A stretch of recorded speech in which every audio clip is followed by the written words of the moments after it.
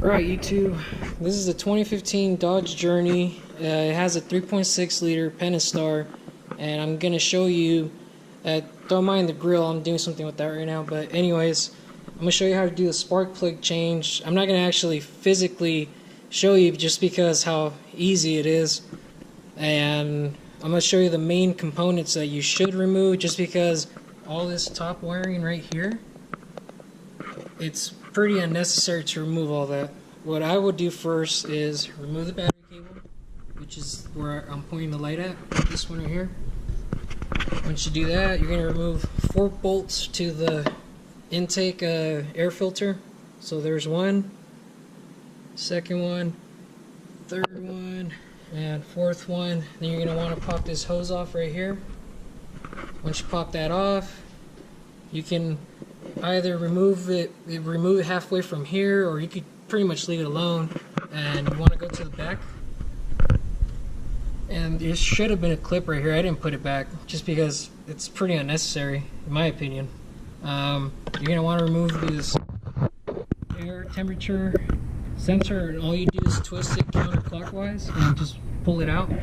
Once you remove this clip right here and this air temperature sensor, all you're going to do is hold up on this part and it's going to pop right up, and then you can just kind of slightly tilt it back there.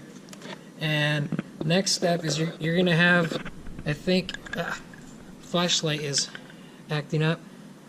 You're going to have these bolts right here that hold the top plenum in place, and I believe there is, let's see here, there's one, there's two, this flashlight. Let's see here. So you're going to want to remove these bolts. There's one back here, but like I said, once you pop this up, this one, you'll be able to access it. There's another one down here. I think there's, let's see here, there's a total of 1, 2, 3, 4, 5, 6, 7. So those are 7 8mm bolts.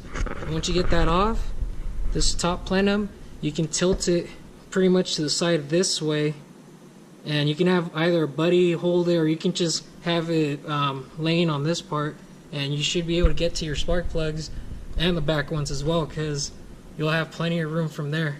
And these studs right here, that should have been in the front. I didn't put them back on. I felt lazy. The way to remove those is those are a 4mm socket is what you're going to need to remove those. And let me see if I can find the bag of what they look like.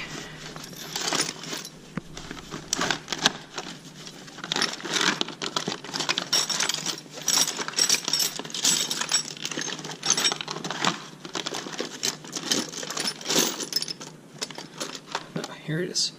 So you'll have these studs that hold it in place, and then this nut sits over that bracket.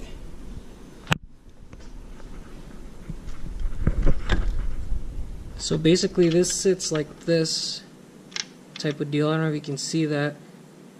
So this should have sat in there, but I just felt lazy to put this back on just because this has like no movement. I haven't had any issues with the car, so I left it off. So I removed these 2 front ones, and this back one I just left it loose, and that other back one. So there's 4 of those that you will have to take off. Basically I removed this nut, I left the stud in there, and the back one I removed the nut with the stud, and I just pretty much left those hanging just because I know for the next job it'll be a lot quicker. So other than that, I mean, there's not much else to it. It's not a hard job at all. It's just a matter of, I guess, getting your guys's, just building some confidence, because it's really not hard. Like I said, you just follow the steps I showed you, and everything's gonna go smoothly. And the only tools you'll really need is gonna be one of these with the 4mm socket.